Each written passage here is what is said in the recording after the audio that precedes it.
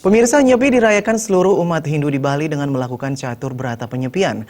Hal ini juga dilakukan di Desa Pekraman Peninjauan, Kecamatan Tembuku Bangli. Pecalang disiagakan di setiap sudut desa untuk menjaga agar Nyepi berjalan lancar dan tertib.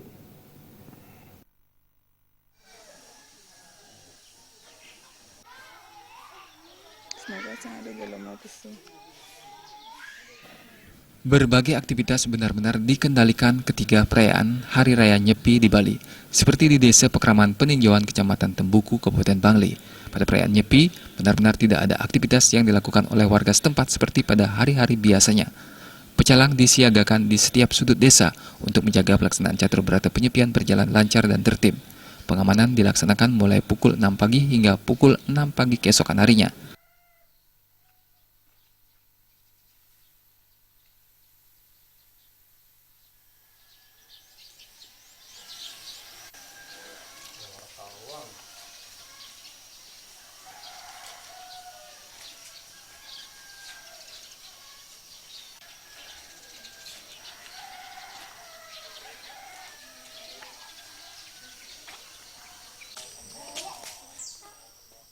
Jalan raya tampak sepi tanpa aktivitas. Hal ini mencerminkan tingginya kesadaran masyarakat dalam merayakan Nyepi Tahun Baru Saka 1939.